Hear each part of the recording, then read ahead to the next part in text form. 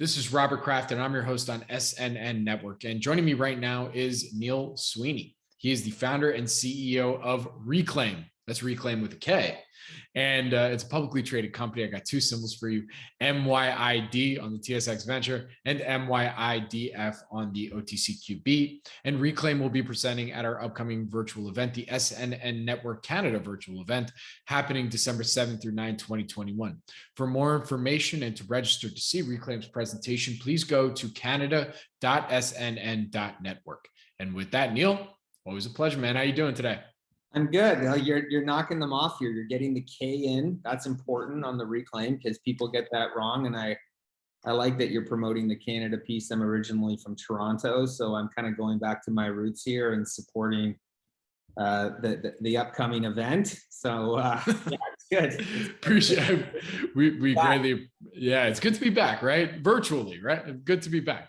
Yeah. Well, we greatly appreciate it. And look, for those that may not have seen any of the interviews that we've done in the past or seen your past presentations, what's that one line that you would say best describes Reklaim as a business?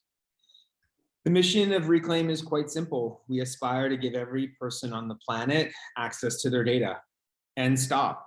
I think it seems so obvious in a lot of ways that, yeah, of course, you, me, everybody, we all have a data profile. I think depending upon your level of sophistication, you can appreciate that your data is being collected, your data is being sold, your data is powering virtually every business on the planet today. But the gap in the market is that the only person that doesn't have access to the data is you. So the mission is quite simple, is that you have a data profile, we're going to give you access to it. And then we're going to increasingly get out of the way. Because what we believe is that it's your democratic right to have access to your data, but then it's the same right for you to choose what you want to do with that data. And if you want to sell it and be compensated in the form of cash, great. But if you want to protect it, no problem. And if you want to do other things with it in the future, you can do that too. So in short, the mission of Reklaim is simple. We aspire to be the front door to your data and give everybody access to their data because we think it's theirs. Very cool. All right, so let's get that update. The last time we did an interview together, it wasn't too long ago. We published that on September 20, 2021. So, what would you say are some of the company's highlights since then? Well, I mean, look, we're not naive to the fact that this is the public market, so everybody likes to know how the revenue's going. So, let's just get that out of the way. So we just recently put out the Q3 number. It's up 1,500% over Q3 last year. So, I think when we did this last interview in Q2, we talked about the Q2 over Q2 revenue being up something like 1,200 or 1,300%. So you can get a sense that since we've built this scale and this distribution, and I've been pounding the table on this for quite some time, is that with scale and distribution comes the opportunity to drive revenue. And what you're seeing now quarter over quarter is we had 70% revenue increase Q2 to Q3 this year. Good. We had 1,500% Q3 over Q3 growth. So all things are kind of moving up and to the right, which is what everybody likes to see. It's still early days. I mean, honestly, I still think that we're just beginning to kind of scratch the surface of the potential here of the revenue opportunity. But yeah, the big update is the revenue momentum continues to grow. The clients continue to grow. Quarter over quarter growth continues to grow. So those are all good things from a revenue perspective. We can talk a little bit about some of the changes to the product, which I think are really important, not only just for what's in the product right now, but what is in the immediate horizon. But you tell me how you want to tackle the next. Well, I definitely want to get there, but I wanted to stay on revenue growth first. What would you say? How do you reach your customer? How do you market the product? How do they figure out? Because there are a number of companies out there that are trying to say, hey, maybe not reclaim your data, but, take advantage. This is your data. Go, you should be the one making money on, how are you beating your competition to get that revenue? Yeah. So I don't think there's a company in the world, public or private, that is aiming to be the consumer-facing brand of data. And what I often say is we look a lot like Credit Karma, right? In the sense that you as a consumer can go to Credit Karma and get your credit score. There is no Credit Karma for consumer data today. we aspire to be the Credit Karma, the Robinhood, the Warby Parker, the Uber, the Groupon. Like, you put all those sort of consumer facing brands. We think that part of the problem in the market today is that consumers have a uncomfortable relationship with their data. And a lot of it is due to education. But we think part of the gap in that market is that there is the lack of a destination where consumers are uneasy as to who has it, where their data is, how they opt in, so on and so forth. So by planting this flag in the ground and becoming that kind of Credit Karma of consumer data, we think, that helps things along. So one, we don't think that there's a brand that's really focused on that. Secondly, we have hundreds of millions of users in our ecosystem. You're not going to find the kind of scale that we have. And then from a distribution point of view, we're in 15 of the largest data distribution shops. And think of those companies as the Costco's and the Walmarts of data. This is where the Fortune 500 go to buy their data. So if you have enormous amounts of scale with ubiquitous distribution and uniqueness and compliance, it's a pretty intriguing cocktail. And I think that in itself sort of separates us from other companies that are in the data space. I always say that when people inevitably try to give you the competition bucket, who's the competition? To me, the competition is companies like Oracle. Oracle has a $600 billion market cap. It has a profile on every single American, but it has no interaction with the consumer. How do you remain compliant as Oracle in the future, knowing that you have to have consent? This macro shift is what we think is happening in the data market, from an opaque black box system of using people's data to one that includes the data, is this transition. And it's really no different than the transition that you're seeing in retail or in cars from combustion to EV. The same thing's happening in data. So I'd say the combination of the size, the scale, the distribution, and the brand is one thing. The other thing, which is I think is really important, and for viewers of SNN, I think they've watched this story now for a while, and I think if they've been paying attention, they're kind of seeing how things are evolving. And what we believe is this notion that it's not about compensation.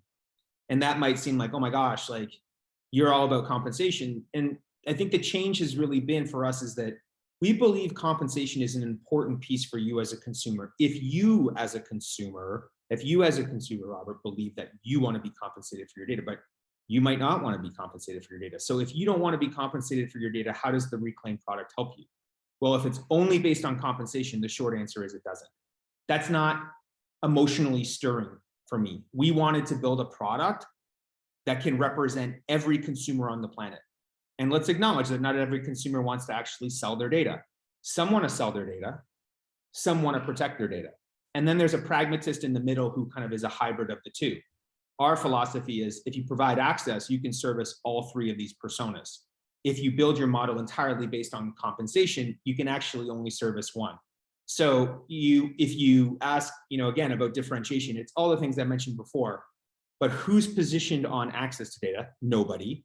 And who's positioned on this notion that access creates optionality for you as a consumer? Nobody. So every CEO thinks their business is totally different than everybody else's, but I do think that there's some pretty big differentiators between how we're tackling and thinking about this market versus others who are simplistically thinking about your data equals money, therefore we should pay you.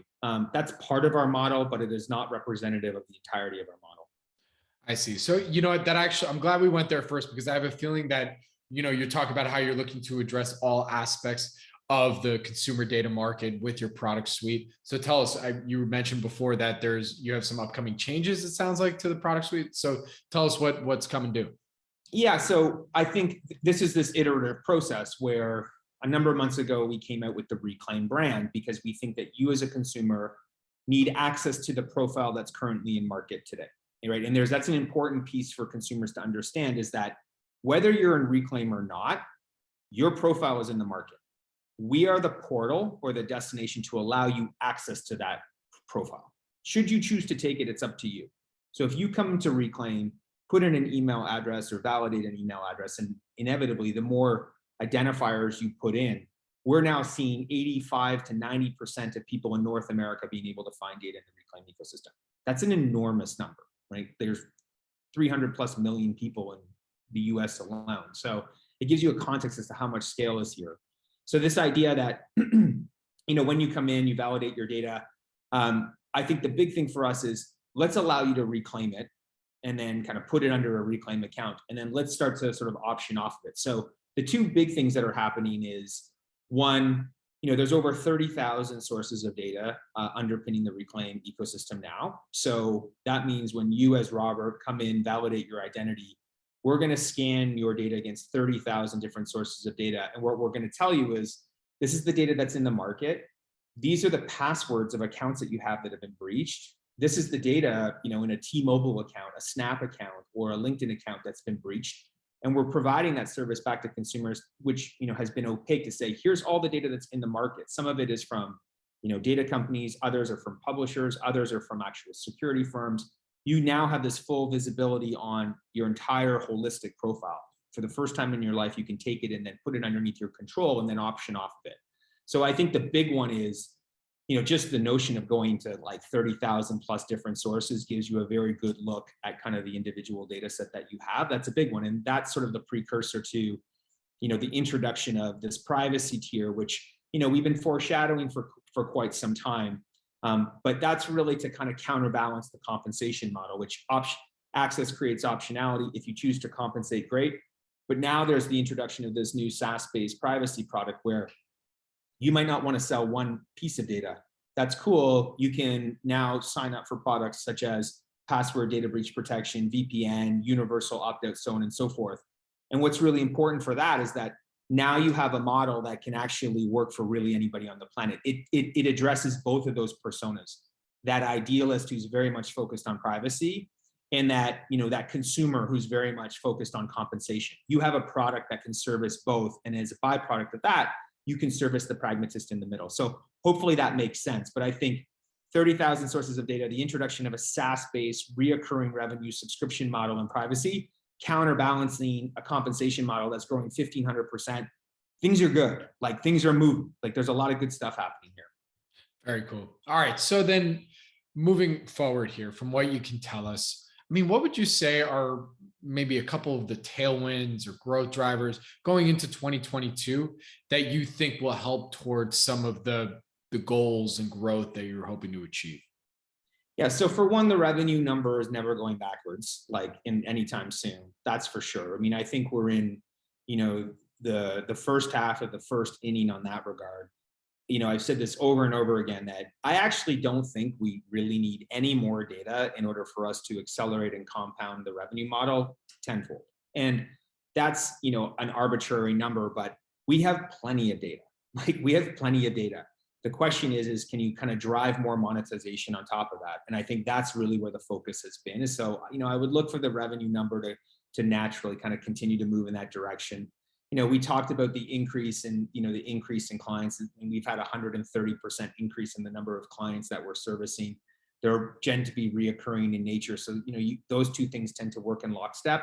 So, keeping an eye on kind of number of clients and revenue is kind of obvious. The second one, though, that I tell people is this introduction of the privacy tier is I'm quite excited about, because it's introducing an additional revenue line to complement the already growing compensation line. What the market likes about it is that it's SaaS, it's subscription, it's reoccurring, and it has nothing to do with actually the selling of data. So, I think we have some optimistic projections around that privacy tier. One, we think it's going to bring a completely new consumer into the product, in addition to the one that's there, and it's going to bring a new revenue model into the product to supplement the one that's already there. So I think, that's definitely another one to keep an eye on. You're starting to see pieces of it floating into the market now. The security and data breach stuff that we're doing is kind of that first iteration of that, but it'll be completed between now and the end of the quarter. And then the other one is, I would say that, we're making some changes sort of specifically on the compensation side. We've got a few little wiggles where we're introducing a browser extension, some iteration on the browser extension that we have, where we're actually going to add an additional revenue model for you, where you'll be paid specifically on your transactions. Why are we doing that? Well, it's going to create more value for the individual consumers. And, as a byproduct of that, we'll push growth specifically around that initiative, and we'll push growth specifically around the privacy initiative. Intuitively, pushing growth on both of these will push growth on the overall awareness of the brand. So these are a couple of things to kind of keep in mind.